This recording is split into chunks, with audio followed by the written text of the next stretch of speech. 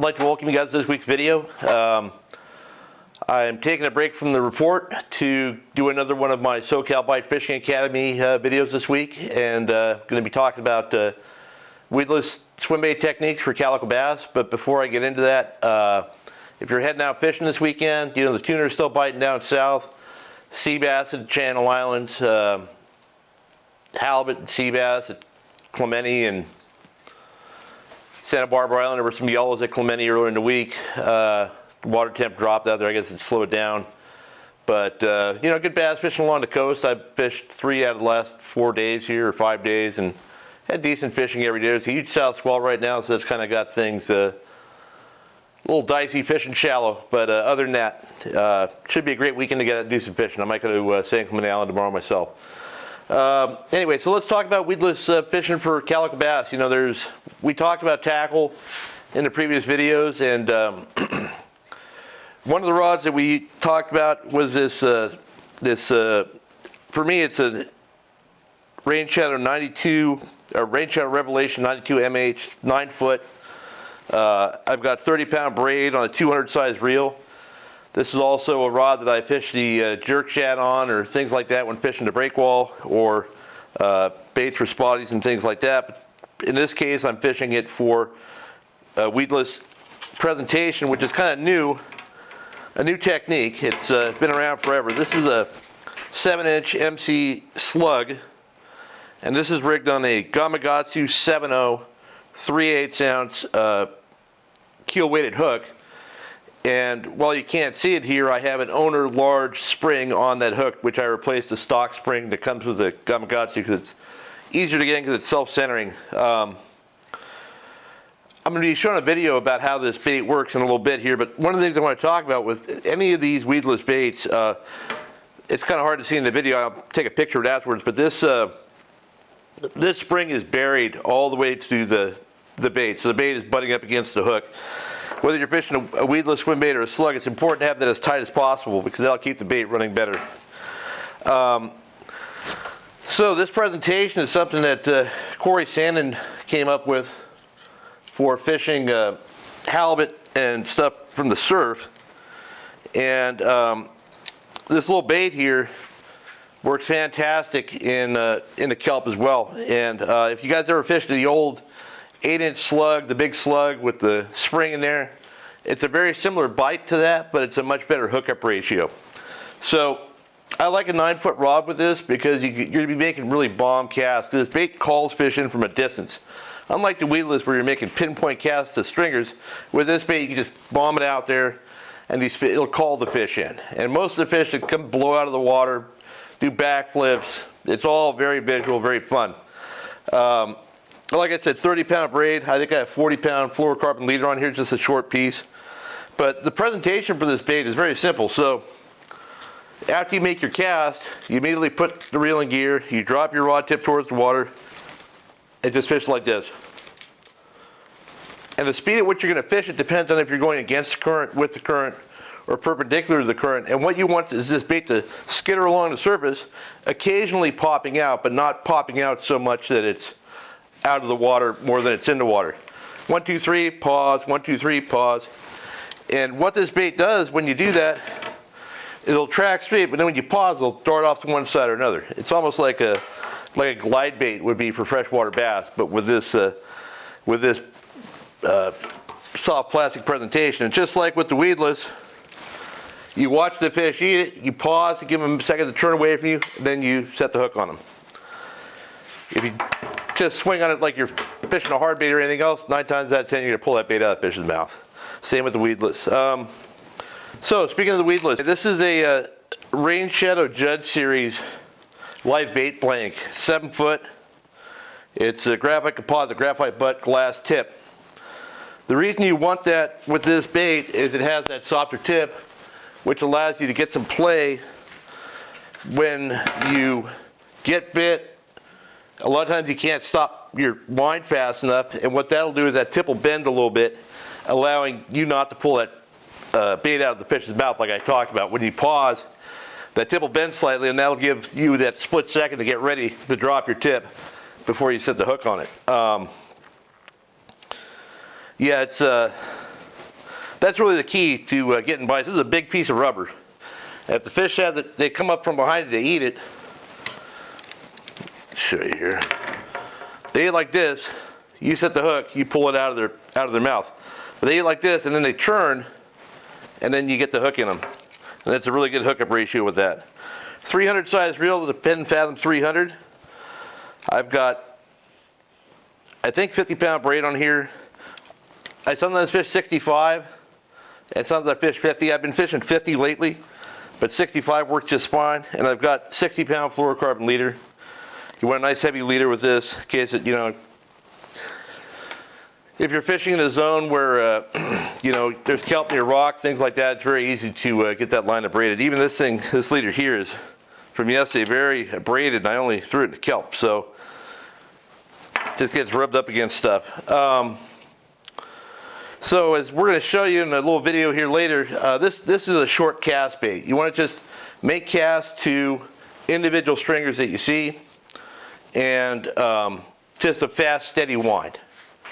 Fast, steady wind, keep that bait tracking. So basically, you're going to see what Matt's going to show you here in the video, but you're going to just hit isolated targets with the bait, and not, you know, if I'm fishing from the console, I'll make bomb casts with it.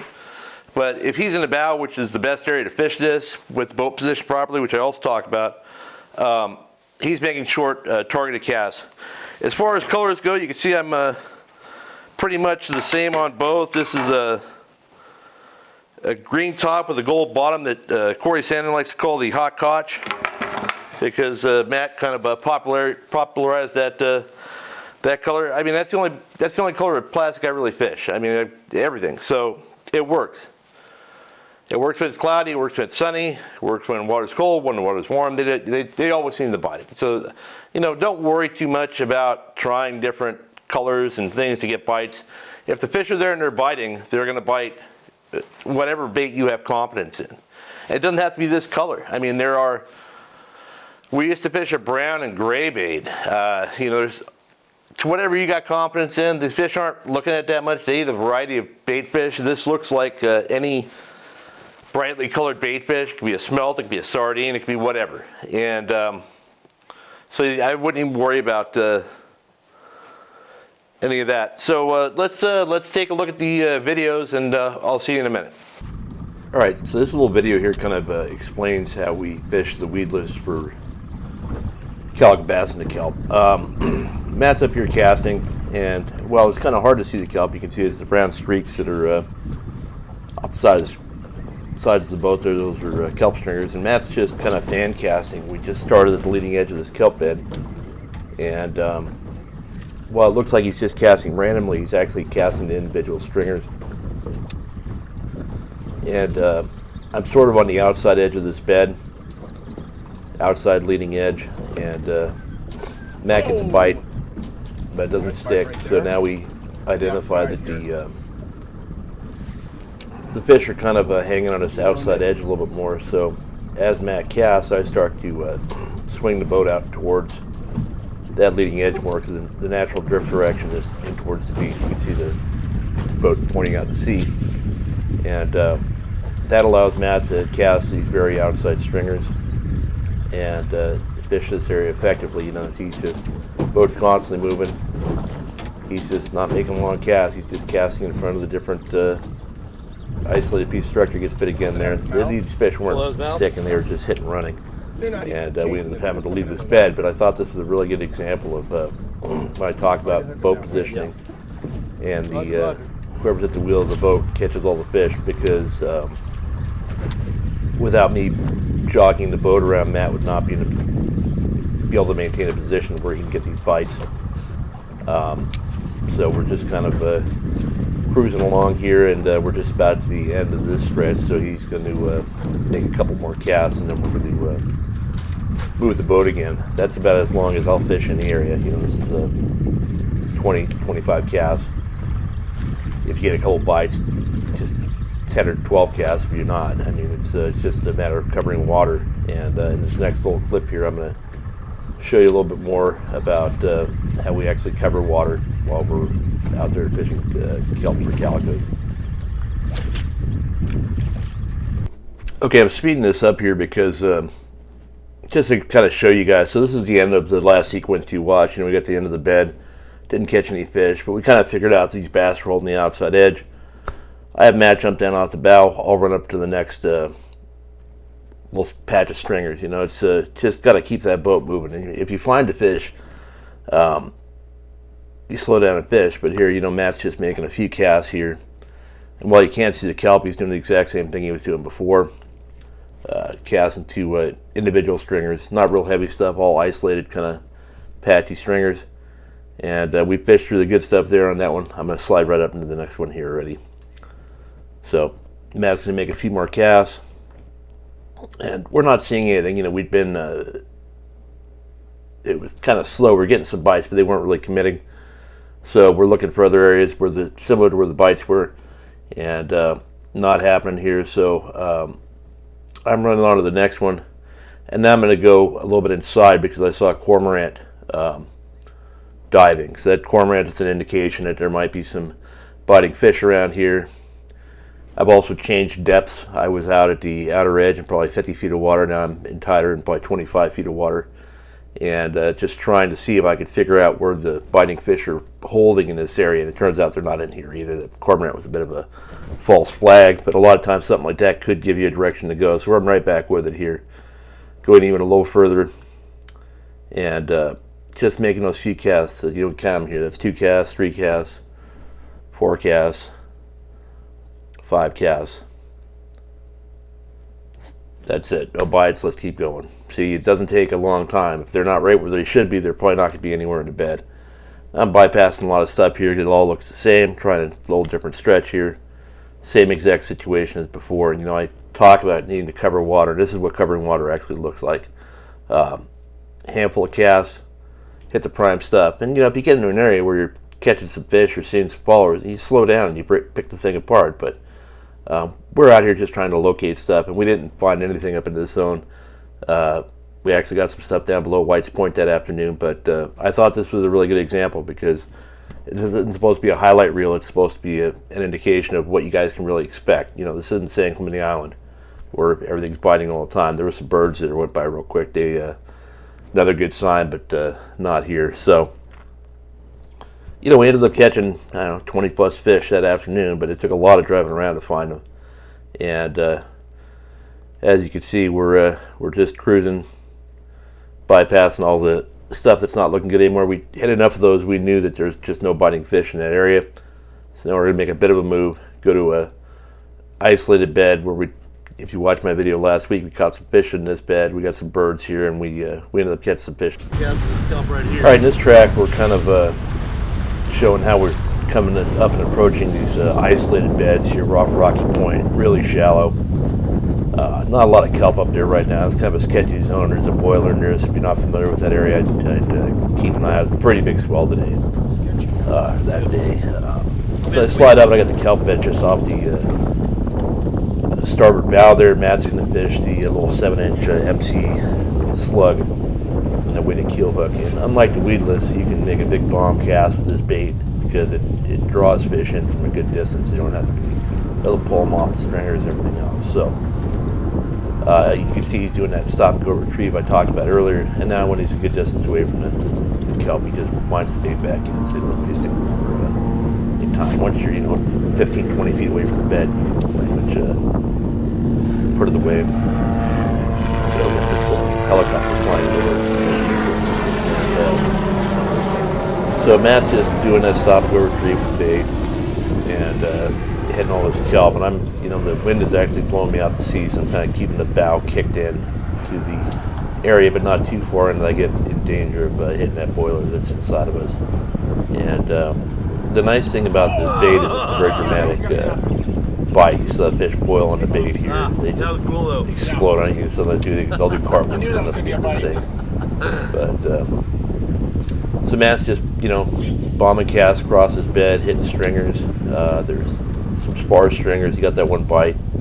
We're kind of out of the first part of the bed here, so I'll usually let him know, hey, I'm going to slide the boat ahead a little bit. Let's try and get up these next stringers, or hey, there's some off the bow if he's not watching for that, so we can get casts in. in a reasonable time. You know, that a lot of times I'm basically looking ahead of the boat. I'm also fishing, by the way. I'm just fishing for the console. I got one hand on the rod, the other hand hitting the wheel now and then. See, I'm spinning the boat inside there.